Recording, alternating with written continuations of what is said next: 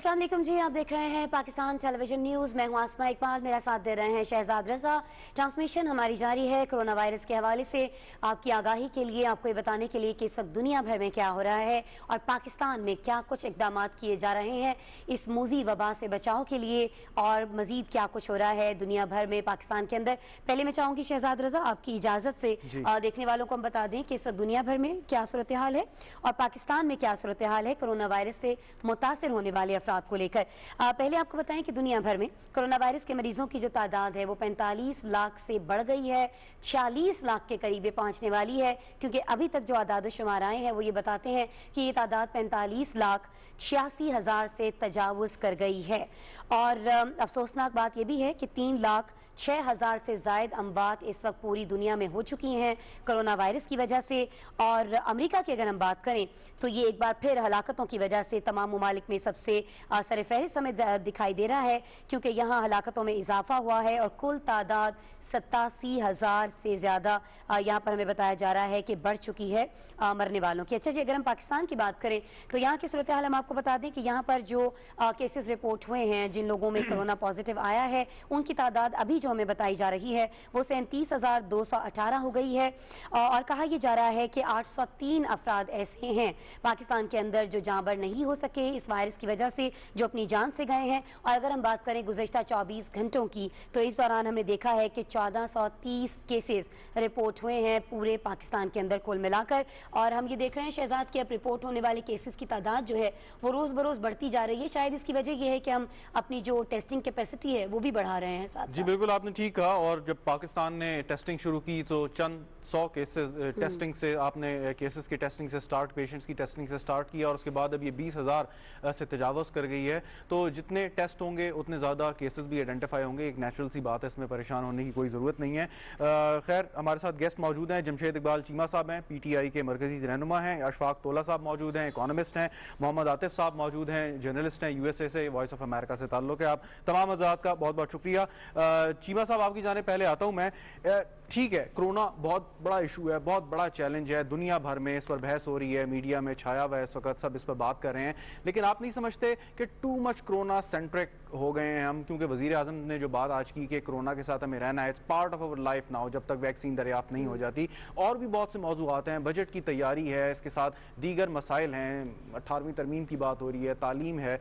आप नहीं समझते कि आहिस्ता आहिस्ता थोड़ा सा हमें शिफ्ट करना चाहिए, वापस उन मौज़ूआत की तरफ आना चाहिए कि जो अवाम से जिनका ताल्लुक है और उन पर अब बहस या बातचीत नहीं हो रही just because of this pandemic? Cheema साहब, देखिए, इसमें सिर्फ ये नहीं कि इसमें एक कोरोना सेंट्रिक हो गए, बेसिकली कोरोना इंक्लूसिव हो गए।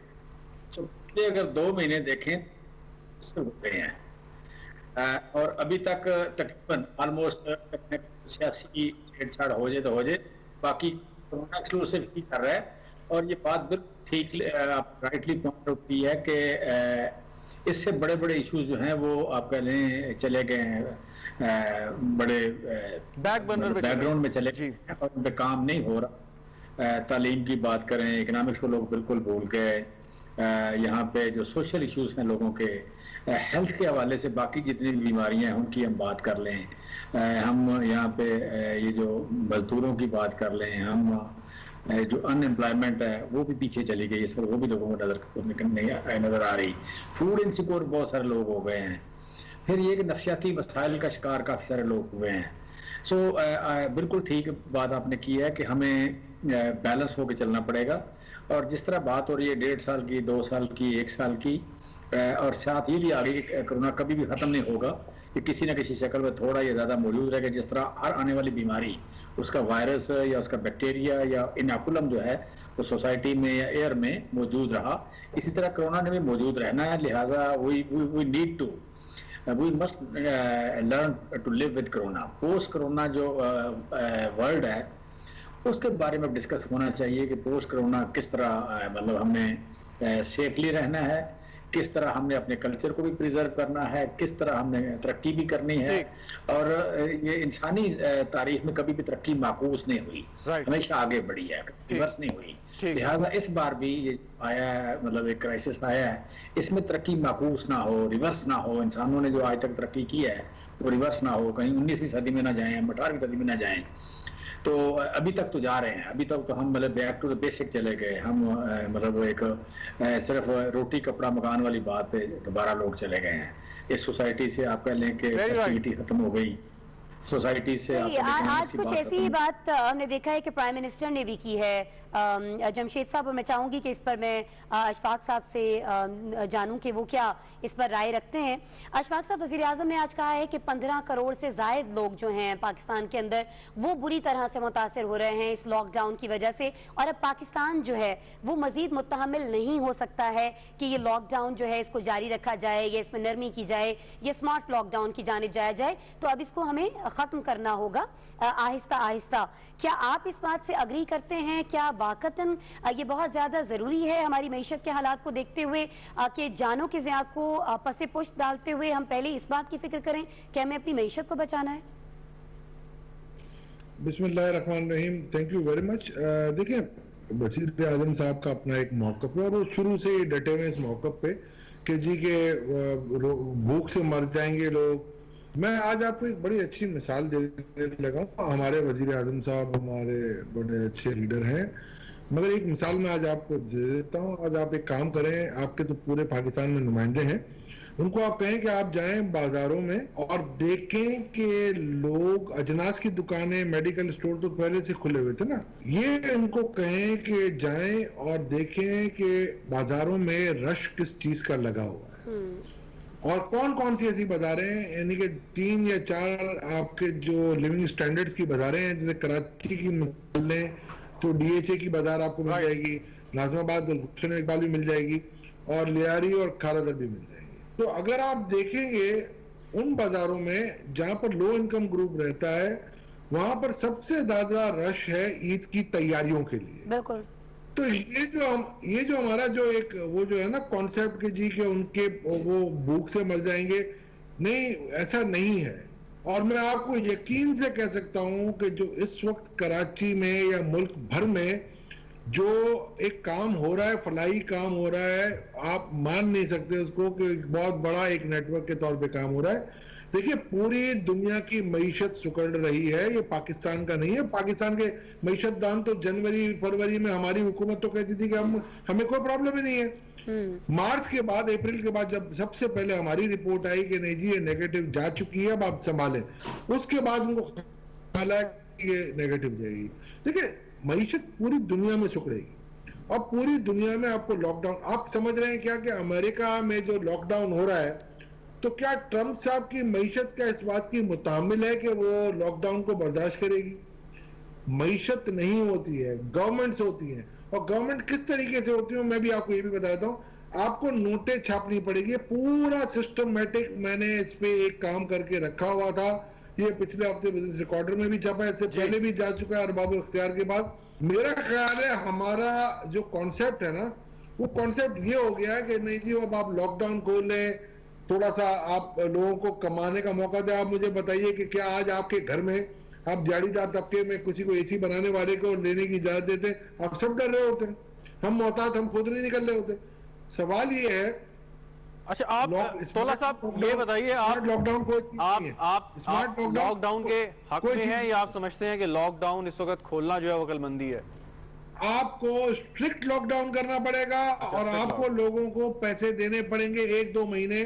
इसकी कॉस्ट है 550 बिलियन पर मंथ और आपको देनी पड़ेगी। इसकी वजह यह है कि अगर ये पेंडेमिक फैल रहा तो ये हमारे काबू से बाहर हो जाएगा, हमारा हेल्थ सिस्टम उड़ जाएगा पूरा। और आपको ये देने के लिए आपको नोटें छापनी पड़ेंगी, आपको लोगों को कर्ज देने पड़ेंगे, इंडस्ट्रियलिस्ट को 3-3, 4-4 सालों पे बिला सूदी कर्जे, तब जाके ये काम चलेंगे।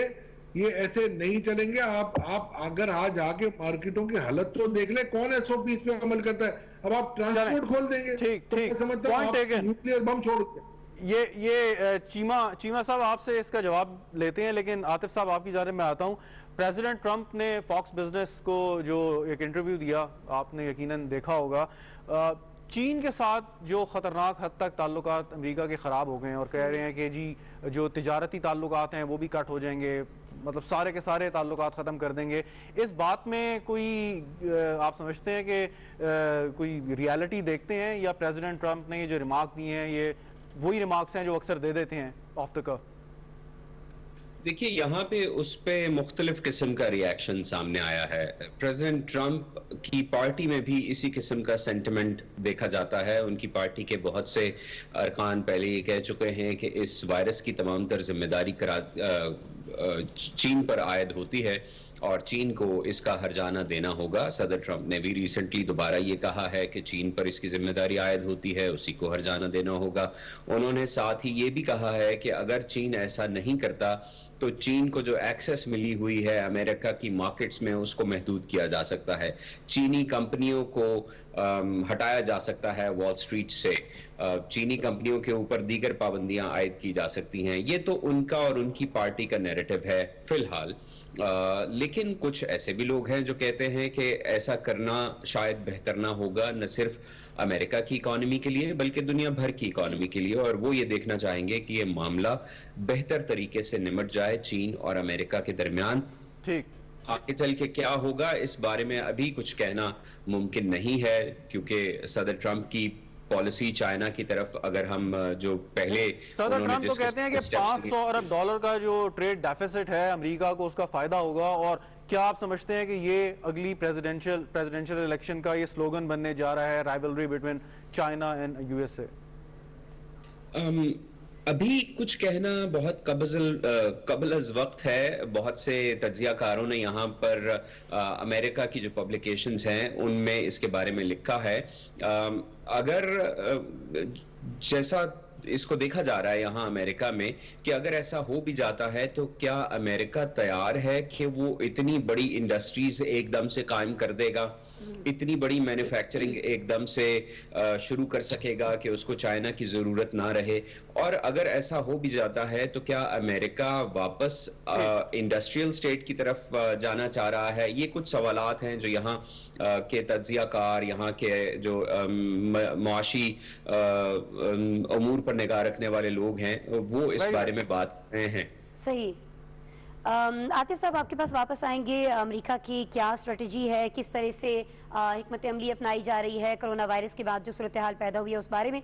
जमशेद साहब, मैं आपसे ये पूछना चाहूँगी कि यहाँ भी मुख्तलिफ आरा पाई जा रही हैं, पाकिस्तान के अंदर भी जो पढ़ा लिखा तबका है, या ये आप कह लीजिए कि वो लोग जिनके पास ज़िंदगी गुजारने के लिए आगे बहुत सारी सहूलियात मौजूद हैं, वो ये कहते हुए दिखाई देते हैं कि जी अभी जो लॉकडाउन में नरमी है या लॉकडाउन हटाने की जो बातें हैं वो हुकूमत को नहीं करनी चाहिए, लॉकडाउन को मज़ीद सख्त किया जाना चाहिए। और हुकूमत ये जो बार बार मईशत के बचाने की बात करती है और जानों के बचाने पर गौर नहीं कर रही है, ये कोई सही हिकमत अमली नहीं है। सर, आप इस पे कुछ जवाब देना चाहेंगे? क्योंकि आज भी वज़ीर आज़म ने कुछ ऐसी ही बात की है कि मईशत का पहिया चलना बहुत ज़्यादा ज़रूरी है। तो क्या फिर ये समझा जाए कि वाकई हुकूमत ये सोच रही है कि अगर जानों का ज़िया होता रहे, मईशत को बचाना ज़रूरी है? देखिए, पहली बात तो ये कि हमारे पास जो केसेस आए फरवरी में, मतलब मिड फरवरी के फौरन बाद आने के शुरू हो गए, तो इस बात को आप कह लें कि मार्च, अप्रैल और मई, मिड में आ गया, 3 महीने हो गए। 3 महीनों में जो आज तक नंबर यहाँ पे आया 37,000 का, ये जो डेथ है सामने, या हम हॉस्पिटल में जाके देखें, हम कब्रिस्तानों में जाके देखें, तो कोई चीज़ छुपाई तो नहीं जा रही ना, चीज़ें सारी सामने हैं। सो जो कुछ इस वक्त तक पेंडेमिक फैला है, यहाँ पे कोरोना फैला है, उस हिसाब से गवर्नमेंट की जो परफॉर्मेंस उसे अप्रिशिएट किया जाना चाहिए। परफॉर्मेंस अच्छी है, मतलब आप आइडियल ना भी कहें तो मतलब दुनिया भर में बहुत सारे जो टॉप मालिक हैं उनके हिसाब से हमारी परफॉर्मेंस मौजूद है। सो ये जो है ना लॉकडाउन के शौकीन, मैं जस्ट एक तो प्रैक्टिकल बात करता हूँ कि पाकिस्तान की तकरीबन 65% आबादी, ऑलमोस्ट 65% आबादी देहातों में रहती है। और यहाँ पे आप कह लें कि देहातों में जो मेन सोर्स ऑफ इनकम और आपकी जीडीपी का अभी अगर देखें तो 11% 12% के लगभग आपके लाइफ स्टॉक है आपके यहाँ। फिर आपकी ज़राअत जो है ये ऑलमोस्ट 19-20% है।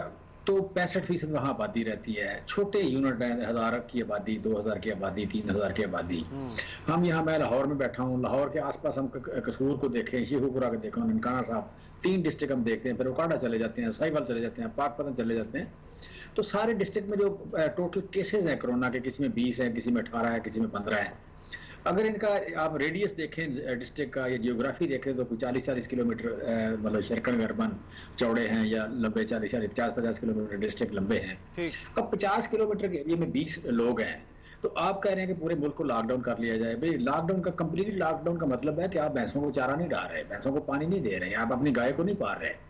सो क्या और 4 घंटे बाद वो मर जाएंगी, 5 घंटे बाद मरना शुरू हो जाएंगी, यहाँ की पोल्ट्री बैठ जाएगी। सो कंप्लीट लॉकडाउन वाले जो आइडियलिस्ट लोग तो हो सकते हैं, डॉक्टर कह सकता है, लेकिन किसी इकोनॉमिस्ट का या कोई प्रैक्टिकल आदमी नहीं कह सकता। ये होता नहीं है, चाइना में भी नहीं हुआ ये। चाइना के मैं 25 वहाँ के अपने कैपिटल हैं, वुहान में मेरा अपना ऑफिस है, वुहान में मेरा अपना ऑफिस है, मैं जानता हूँ वहाँ पे 25 उनके आप कह लेंगे ये जो सूबाई हेडक्वार्टर्स हैं, कितने बंद हुए वहाँ पे, कितने दिन बंद हुए, कितना लॉकडाउन हुआ, बीजिंग में कितने दिन लॉकडाउन हुआ, ग्वांगझू में कितना हुआ, वेंतू में कितना हुआ, आपकी शंघाई में कितने दिन हुआ, नानजिंग में कितने दिन हुआ। सो यहाँ पे हम बड़ी आइडियल बातें कर जाते हैं, प्रैक्टिकल बात को भूल जाते हैं।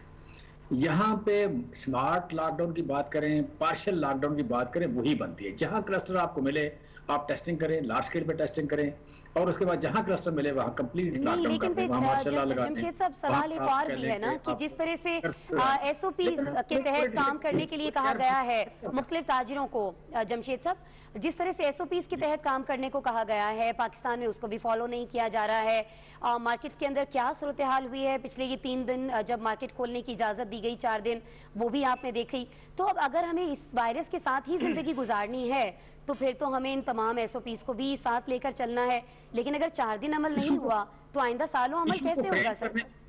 इशू को फ्रेम करना चाहिए ना कि इशू है क्या। इशू ये है कि लोगों में अवेयरनेस नहीं है। यहाँ पे बड़े बड़े पढ़े लिखे लोगों ने इस कोरोना की मौजूदगी, इसकी एग्जिस्टेंस पे शकूक व शुबात क्रिएट किए। यहाँ के सहाफियों ने शकूक व शुबात क्रिएट किए, यहाँ के प्रोफेसर्स ने, यहाँ पे इंटेलेक्चुअल तबकात ने, यहाँ के पीर ने, यहाँ के मौलवी ने, यहाँ के सियासतदान ने, यहाँ पे सोशल मीडिया के सो कॉल्ड आपका एक्टिविस्ट जो हैं, उन्होंने इसके बारे में शकूक व शुबात क्रिएट किए और अवेयरनेस नहीं दी। सो इशू बेसिकली अवेयरनेस है। नहीं, लेकिन गवर्नमेंट तो बहुत कुछ कर रही है ना आवाम की अवेयरनेस के लिए। चीमा साहब, तो फिर क्यों आवाम जो है वो हुकूमत की बात नहीं सुन रही है और ऐसे अनासर की बात सुन रही है जो गलत खबरें फैला रहे हैं? फिर क्या हुकूमत की जानिब से जो आगे मुहिम चलाई जा रही है उसमें कुछ प्रॉब्लम है, कुछ कमी है? मैं समझता हूँ कि सारे तबकात को, यहाँ बैठे ना हम, तो हम अवेयरनेस की बात करें, हम डिटेल से अवेयरनेस, इशू अवेयरनेस है। इशू ये नहीं है कि जनाब लॉकडाउन कंप्लीट है या नहीं है। लॉकडाउन तो नहीं आप कर सकते अनलिमिटेड टाइम के लिए।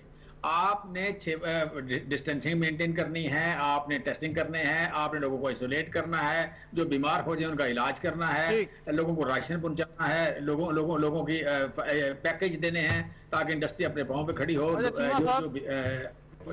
अफोर्डेबिलिटी नहीं है उनको पैसे देने हैं, ये सारे काम आपने करने हैं। चीमा साहब ये बताइए, बड़ी बात ये है कि अवेयरनेस क्रिएट करें ताकि अगला 1.5 साल चल सके हम। ये बताइए अगर इस नरमी के नतीजे में, चीमा साहब, अवेयरनेस इशू है, लॉकडाउन इशू नहीं है। राइट, चीमा साहब, इस नरमी के नतीजे में चाहे कसूर किसी का भी हो, एसओपी फॉलो ना हो, अगर कोरोना वायरस की तादाद बढ़ी, पेशेंट्स की, और ये सूरत हाल खतरनाक हद तक आगे गई, तो फिर क्या आर्गुमेंट होगा, क्या हुकूमत कहेगी इस बारे में, कैसे एक्सप्लेन? सर आपने गुर्बत देखी नहीं है, सर आपने गुर्बत देखी नहीं है। ये जो बात कर रहे हैं मेरे भाई इकोनॉमिस्ट बात कर रहे हैं, मैं भी इकोनॉमिस्ट हूँ, ये जो बात कर रहे हैं प्रैक्टिकली आपने गुर्बत को करीब से नहीं देखा। लोग नहीं सर्वाइव कर सकते और गवर्नमेंट के पास 12,000 अगला 12,000 देने के पैसे नहीं है। पहला 12,000 दे दिया, अगला नहीं है, अगर अगला दे लेगी गवर्नमेंट होगे उससे अगले नहीं है। सो यहाँ पे लोगों ने अपना अपना काम करेंगे तो सर्वाइव करेंगे। इसके अलावा सर यहाँ 61%, 60.8% लोग $2 पर डे से कम कमाते हैं। ठीक, चलें अशफाक साहब से मैं चंद हजार बंदे आपने चीमा साहब की बात सुनी, वो ये कह रहे हैं क्योंकि गवर्नमेंट के पास पैसे नहीं हैं आवाम को देने के लिए कि उनको घरों में बिठाएं, लॉकडाउन करें, उनको बंद करें और फिर उनको पैसे भी दिए जाएं। हुकूमत के पास क्योंकि पैसे नहीं हैं, इसलिए अब आवाम को ये कहा गया है कि ठीक है जी, हम लॉकडाउन हटा देते हैं। इसके नतीजे में अगर कोई नुकसान होता है तो फिर अशफाक साहब आप क्या कहते हैं, क्या हुकूमत जिम्मेदार होगी? जिस तरह से आपने कहा कि केसेस बढ़ जाएंगे, बहुत ज्यादा आम बात होंगी। और एक और इसमें ऐड कर लीजिएगा कि जो ताजिर हजरात जिनकी बहुत बड़ी तादाद है जो लॉकडाउन में नरमी का मुतालबा कर रहे हैं, वो कौन लोग हैं? फिर आप तो स्ट्रिक्ट लॉकडाउन की बात कर रहे हैं। मैं आपको बताता हूँ, मेरा इनसे भी ताल्लुक रहता है, क्योंकि चीमा साहब शायद समझ रहे हैं कि मेरा ताल्लुक सिर्फ कराची में ड्राइंग रूम में बैठने वाले की हद तक है। मैं sir institute of chartered accountant का भी, आपके प्राइवेटाइजेशन के बोर्ड का भी मेंबर हूँ, और मार्केटों में हमने भी यहाँ गलियों में सियासतें की हैं। ठीक, तो आपका सियासी मौका बिल्कुल ठीक है चीमा साहब कि हुकूमतों को ये बिल्कुल फैसले, पॉपुलर फैसले लेने पड़ते हैं और लेने चाहिए, इसमें कोई मुज़ायका नहीं है सर। मगर देखिए आप प्रैक्टिकल, मैंने तारिक रोड की बात नहीं की थी, मैं लियारी की बात कर रहा हूँ, मैं जैनब मार्केट की बात कर रहा हूँ जहाँ 200 रुपए की टी शर्ट बिकती है, और मैं खुद प्रैक्टिकली आपको बता रहा हूँ। आप खुद देख लें सर, आप आए, आप जाएं, आप निकलें, आप देखें, आपको समझ पड़ जाएगी कि वाकई लॉकडाउन बिल्कुल ताजरों ने, मैं हत्तुल इम्कान बात कर रहा हूँ, असद उमर भी बड़े अच्छे तरीके से उन्होंने भी डील किया, यहाँ पर सिंध के वजीर आला ने भी बड़ा अच्छा डील किया, और बुज़दार साहब ने भी अच्छा डील किया। मगर जब अब वो आप कहते हैं कि जी अब आपने तो 4 घंटे खोले थे, अब हमें 12 घंटे खोलने दीजिए, फिर वो कहेंगे कि नहीं जी वो हम क्या करें जी, अब रात को खोलने दीजिए, फिर कहेंगे जी हमारा तो कसूर नहीं है, अब वो तो अवाम ऐसी है, जैसे आपने कहा शऊर पैदा करने वाले। तो भाई 2.5 महीने से तो हम शऊर पैदा कर रहे हैं ना, मीडिया शऊर पैदा कर रहा है, हुकूमत शऊर पैदा कर रही है। और ये जो आप कह रहे हैं ना कि हुकूमत के पास पैसे नहीं है, तो पैसे नहीं है, मैं भी आपको कह रहा हूँ पैसे नहीं है। 190 अरब का आपका BISP Benazir income support programme, जो कि अब एहसास प्रोग्राम कराता है, उसके अंदर पैसे पड़े हुए, और दुनिया की हर मुल्क नोटे छाप के अपने अवाम को दे रहा है, ताकि वो आपने 929 अरब की नोटें तो वैसे ही अप्रैल तक छाप दी थी, अगर आप 500 अरब और भी छाप देंगे तो मेरा ख्याल है कोई इतना बड़ा मसला नहीं है कि 1% इन्फ्लेशन में इजाफा होगा, अफरातफरी जो वैसे ही कम हो गया है पेट्रोल की प्राइस के साथ। देखिए आपको ये इंश्योर करना है कि क्या वो पैसे देने के बाद भी इफेक्टिवनेस आती है कि नहीं उस लॉकडाउन की जिसकी हम बात कर रहे हैं। खुदा ना खाता कोई ये नहीं कहता कि गुर्बत किसी ने नहीं देखी। आपके पास एक पॉपुलेशन सेंसस था, उस सेंसस के अंदर 32.21 मिलियन घराने आइडेंटिफाइड है, जिसमें आपका घराना और मेरा घराना भी शामिल होगा। उसकी पूरी डिटेल नादरा के पास मौजूद है, और आपको भी ये पता है एक और सर्वे हुआ था 2016 में, उसमें भी इस किस्म की सारी कंजम्पशन पैटर्न पूरे दिए हुए हैं। वो पूरा डेटा आपके पास मौजूद है सर, और उसके बेस पे जिसके पास बैंक अकाउंट है बैंक अकाउंट में ट्रांसफर कर दें, और जिनके पास नहीं है आपके पास डिस्ट्रिक्ट मैनेजमेंट है, आपके इलेक्टेड लोग अपने माशाल्लाह इतने हैं, बाकी आपके MPAs MNAs और काफी लोग और भी मौजूद हैं, उनके थ्रू आप डिस्ट्रीब्यूट कराएं। ऐसे नहीं होता कि हम ये कहते हैं कि नहीं जी हम पॉपुलर डिसीजन दे रहे हैं। तोला साहब वापस आते हैं आपकी जानिब कि लाहौर में अगर मैं ट्रांसपोर्ट खोल दूंगा तो क्या असर होगा, आप भी जानते हैं, कोई SOP पे अमल नहीं करता। चलें आतिफ साहब ये बताइए कि अभी बात हो रही थी कि मीडिया ने भी इसको मतलब थोड़ा सा लोगों में हाइप क्रिएट की, और लोग हाइपर सेंसिटिव तो बहुत ज़्यादा हैं। क्या अब थोड़ी सी तब्दीली आप महसूस करते हैं आ रही है या आनी चाहिए? इंटरनेशनल मीडिया की भी बात कर लें या लोकल मीडिया की, कि अब थोड़ा सा लोगों के अंदर जो है वो इत्मीनान उजागर करने की कोशिश करे मीडिया। नहीं शहजाद, मीडिया का काम ये नहीं है कि वो लोगों को ये बताए कि ये ठीक नहीं है ये ठीक है। मीडिया का काम ये है कि वो लोगों को वो बताए जो हकीकत है। अगर मामलात खराब हैं तो मीडिया खराब मामलात ही बताएगा, अगर मामलात दुरुस्त हैं तो मीडिया को दुरुस्त मामलात ही बताने चाहिए। मीडिया की यही एक जिम्मेदारी है। जर्नलिज्म इसी का नाम है। जर्नलिज्म राय देने का नाम नहीं है, हकायक को सामने लाने का नाम है। तो यहाँ तक तो मेरी राय इस पे बिल्कुल क्लियर है कि जर्नलिज्म क्या है और कैसे होना चाहिए। कौन कैसे उसको रिपोर्ट कर रहा है, कौन हाइप क्रिएट कर रहा है, कौन किन एरियाज को ज्यादा हाईलाइट कर रहा है, ये काम सारा न्यूज रूम्स के अंदर होता है। और जिन जगहों पर अच्छे एडिटर्स होते हैं वो इस चीज को यकीनी बनाते हैं कि वो ऐसी किसी चीज को अवाम के आगे ना जाने दें जिसके पीछे हकायक ना हो या जो हकायक पर मबनी ना हो। आपके दोनों गेस्ट्स ने लॉकडाउन पर बहुत बात की है। मैं चाहता हूं कि आपके देखने वाले ये भी जाने कि अमेरिका में कैसा लॉकडाउन हुआ, जहां पर एक तरफ सदर ट्रंप हमेशा अपनी तकारीर में कहते हैं कि हमने अपनी इकोनॉमी को खोलना है, अमेरिकन इकोनॉमी को वापस लेके आना है, लेकिन उसके बावजूद शहजाद, मैं चूंकि वाशिंगटन के बिल्कुल साथ रहता हूँ, जैसन शहर है अलेक्जेंड्रिया जिसमें मैं रहता हूँ, 2 महीने से ज्यादा का अरसा हो चुका है शहजाद कि हम 2 महीने से अपने घरों पर बैठे हुए हैं, घरों से बाहर नहीं निकले हैं। गुज़िश्ता रात वर्जीनिया और मैरीलैंड की रियासत ने कुछ जगहों पर कुछ बिजनेसेस को खुलने की इजाजत दी है जो कि नॉन एसेंशियल हैं। 2 महीने तक सिर्फ और सिर्फ एसेंशियल बिजनेसेस खुले हुए थे। लॉकडाउन से शायद कुछ लोग कंफ्यूज करते हैं कि लॉकडाउन होगा क्या। लॉकडाउन का मतलब ये नहीं है कि हर चीज बंद हो जाएगी और चिड़िया भी बाहर पर नहीं आएगी। अमेरिका में भी लॉकडाउन हुआ शहजाद, लेकिन उसमें हॉस्पिटल्स खुले रहे, फार्मेसीज खुली रही, क्लिनिक्स खुले रहे, एसेंशियल बिजनेसेस यानी जहां से ग्रोसरीज खरीदनी होती हैं, लोगों को अपनी रोजमर्रा की अशिया खरीदनी होती हैं, वो बिजनेसेस खुले रहे। कपड़ों की दुकानें बंद रही, बड़े स्टोर्स जो कि बहुत बड़ा बिजनेस करते हैं वो तमाम स्टोर्स आज भी बंद हैं, अभी तक नहीं खुले, और शायद उस वक्त तक नहीं खुलेंगे जब तक गवर्नर्स ये फैसला नहीं कर लेते कि अब इन बिजनेसेस को खोलना आसान है। बहुत सी ऐसी अशियाएं जरूरत हैं जो पहले हफ्ते के बाद ही मिलना बंद हो गई थी, लेकिन उससे जिंदगी रुकती नहीं है शहजाद। यहाँ मीडिया में बहुत सारी चीजें यहाँ भी लिखी गई कि क्या अमेरिका इसके लिए तैयार था या नहीं था, और वो लोग जो कि हेल्थ के ऊपर एक्सपर्ट्स हैं, वो लोग जो कि इकोनॉमी के ऊपर एक्सपर्ट्स हैं, वो लोग जो कि बाकी मामलात के ऊपर एक्सपर्ट्स हैं, उन्होंने अपनी राय दी कि अमेरिकन सिस्टम के अंदर, फॉर एग्जांपल हेल्थ सिस्टम के अंदर, गवर्नमेंट की प्लानिंग के अंदर, रियासतों की प्लानिंग के अंदर, प्रोक्योरमेंट के अंदर और बाकी चीजों के अंदर कहां कहां लैग देखा गया और उसको इम्प्रूव कैसे किया जाएगा, और दोबारा जब ऐसी कोई बड़ी आफत आती है तो अमेरिका अपने आप को कैसे तैयार करेगा। आपके पीटीआई के जो साहब बैठे हुए हैं उन्होंने ये कहा कि गवर्नमेंट का काम ये है कि वो सारे मामलात को देखे, और यही गवर्नमेंट्स की जिम्मेदारी भी है। गवर्नमेंट एक लीडर के तौर पर काम कर रही है, यहाँ पे भी उसको इसी नजर में देखा जाता है कि वो अपने उन लोगों को वो तमाम फैसिलिटीज प्रोवाइड करेगी जो कि उसकी जिम्मेदारी है। तो यहां तक तो बात है उसको मैनेज करने की। उसके बाद अगर ये देखा जाए कि कैसे इफेक्टिवली मैनेज किया गया, अमेरिका की एग्जांपल मैंने इसलिए आपको दी थी कि मैं आपको ये बता सकूं कि 2 महीने तक कहीं पर भी किसी किस्म की रियायत नहीं दी गई। उसका नतीजा ये निकला कि केसेस में बाज रियासतों में, फॉर एग्जांपल न्यूयॉर्क में जो कि एपिक सेंटर बन चुका था अमेरिका के अंदर कोरोना का, उसमें इंप्रूवमेंट्स देखने में आई। और पिछले हफ्ते गवर्नर कोमो ने ये कहा कि अब हम कुछ बिजनेसेस खोलेंगे। हम ये देखते हैं कि एक पैटर्न है कंसिस्टेंसी का, और एक तरफ हम ये देखते हैं कि एक तरफ एक पैटर्न है कि आज हम ये ऐलान कर रहे हैं, 2 दिन बाद एक और ऐलान कर रहे हैं, तीसरे दिन बाद एक और ऐलान कर रहे हैं। तो ना तो कभी मुकम्मल लॉकडाउन हो सका और ना ही कभी मुकम्मल इकोनॉमी खुल सकी। उसका नतीजा ये निकला कि किसी भी एक चीज को कंप्लीटली परसू ना कर पाए, और उसका रिजल्ट ये है कि अभी तक केसेस ऊपर जा रहे हैं।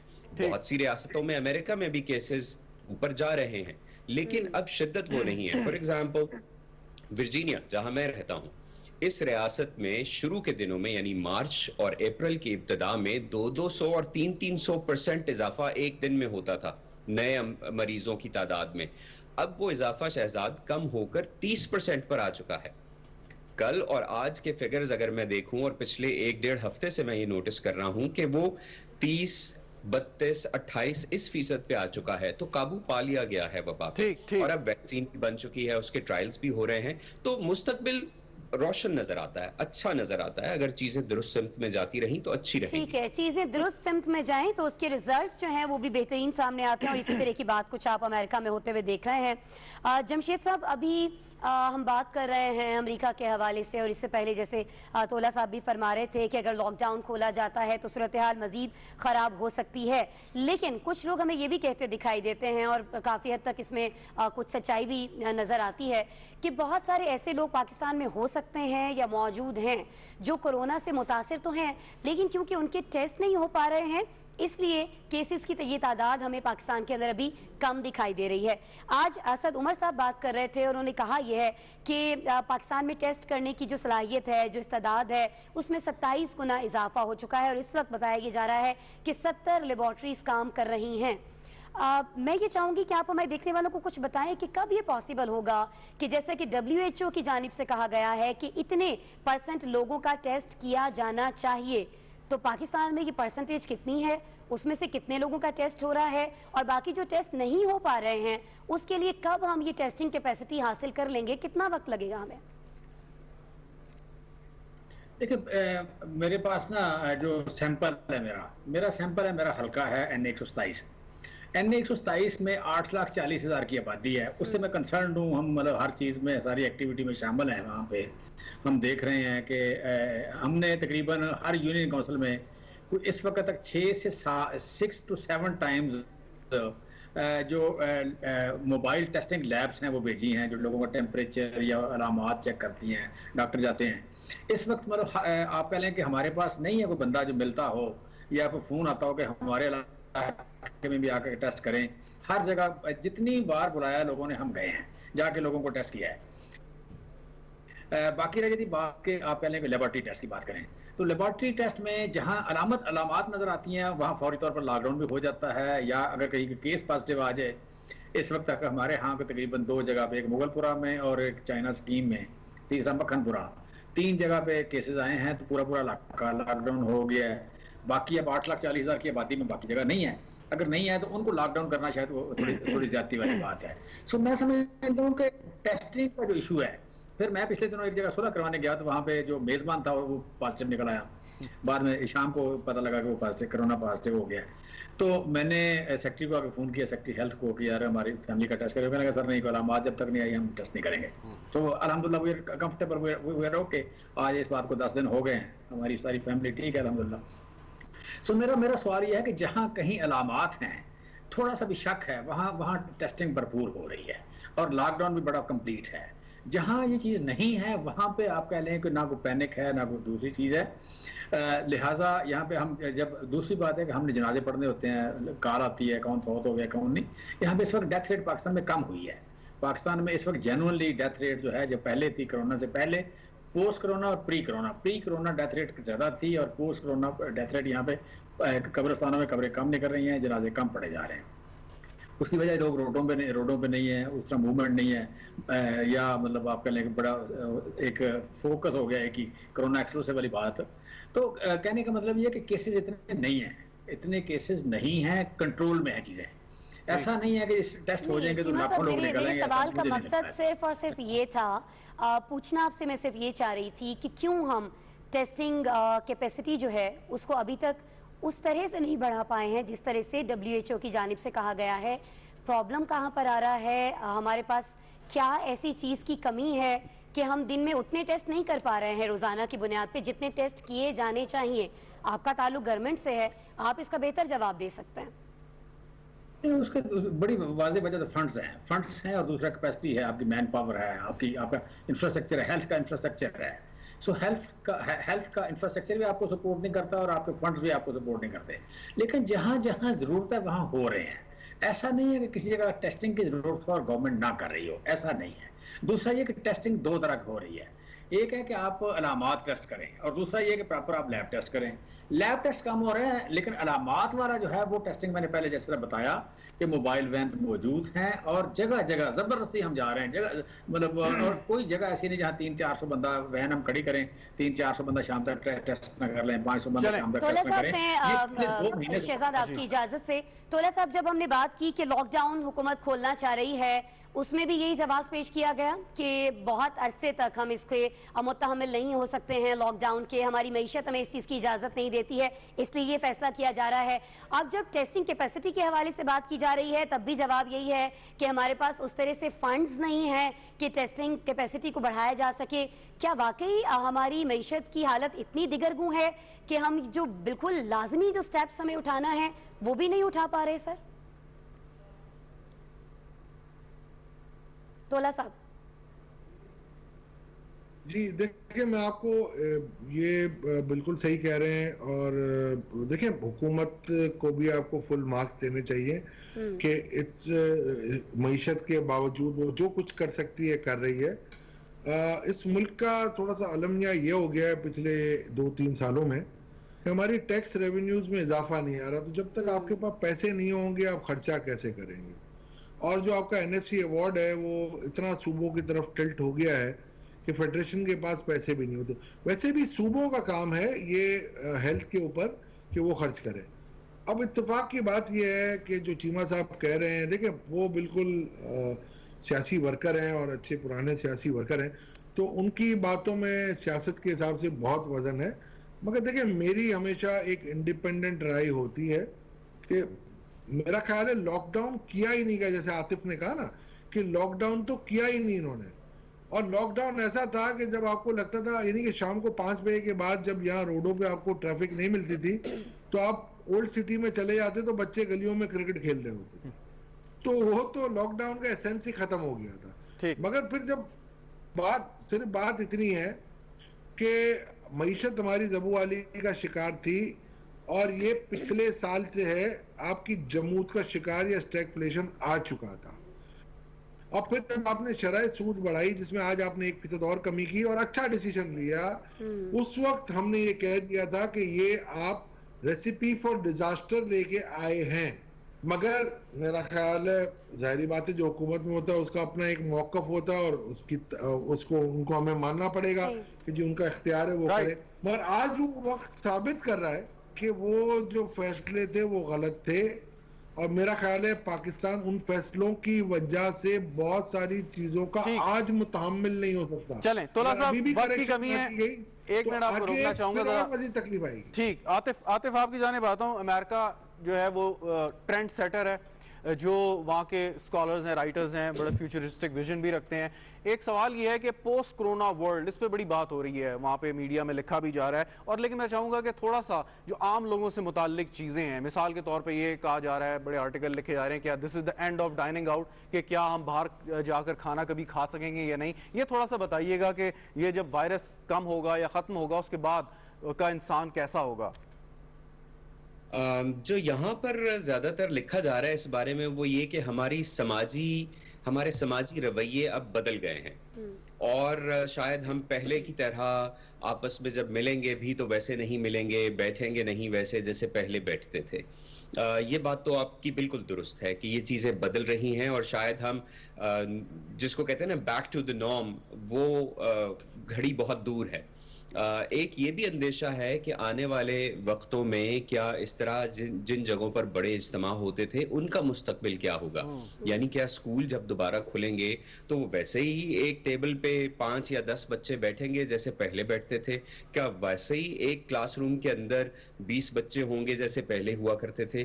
क्या रेस्टोरेंट्स में हर टेबल के दरमियान 8 से 10 फुट का वक्फा ऐसा बरकरार रखा जा सकेगा कि 6 फुट का वक्फा लोग बरकरार रख सकें? क्या इस तरह की और चीजें, फॉर एग्जाम्पल स्पोर्ट्स इवेंट्स की अगर हम बात कर लें तो क्या ऐसा करना मुमकिन होगा? क्या स्टेडियम में लोग आ सकेंगे और आएंगे तो उनका तरीकाकार क्या होगा, उनके रवैये क्या होंगे? इसमें सबसे बड़ी चीज रवैया है। हमारे रवैये बदल चुके हैं और ये बदले रहेंगे। जब हम आगे जाएंगे भी तो शायद वैसा नहीं होगा। मैं आपको ये भी बताऊं कि कल ही मैंने एक आर्टिकल पढ़ा जिसमें ये लिखा गया था कि the coming winter will be the darkest winter of the history. उसकी वजह ये है कि हमें ये नहीं पता कि आगे चल के इस बीमारी पे हम क्या काबू पा सकेंगे या नहीं। क्या वैक्सीन्स इतनी बड़ी तादाद में, अभी तो हमें ये भी नहीं पता कि वैक्सीन मुकम्मल तौर पर कामयाब होगी या नहीं, लेकिन by the end of fall, ये भी मैंने कल ही पढ़ा एक आर्टिकल में कि हमारे पास 16 मिलियन वैक्सीन्स दस्तयाब होंगी by the end of fall. आप सोचिए कि अगर ये मर्ज बढ़ता रहता है तो हम तो अगले 1-2 साल में उस कैपेसिटी पे पहुंचेंगे जहां हर एक के लिए, हर मरीज के लिए ये वैक्सीन दस्तयाब होगी। उसके बाद जो प्रिकॉशनरी वैक्सीनेशन होगी वो तो उसके अलावा है। तो ये एक लंबी, जिसको कहते हैं ना अंग्रेजी में, it's a long road and we have to be consistent, we have to follow all the protocols। यहाँ पर तो इस बारे में सिर्फ और सिर्फ यही बात की जा रही है। इकोनॉमीज की भी आपके प्रोग्राम में बात हुई है तो मैं ये नंबर्स भी शेयर करना चाहता हूँ शहजाद आपके देखने वालों के साथ। अमेरिका की अनएम्प्लॉयमेंट रेट इस वक्त 14% से ऊपर जा चुकी है। वो अनएम्प्लॉयमेंट जो 3.5% पर थी अब से 3 महीने पहले। रिकवरी बहुत लंबा प्रोसेस होती है और पीटीआई के जो रुकन हैं उन्होंने ये कहा कि मईशत को देखना है मुल्क को।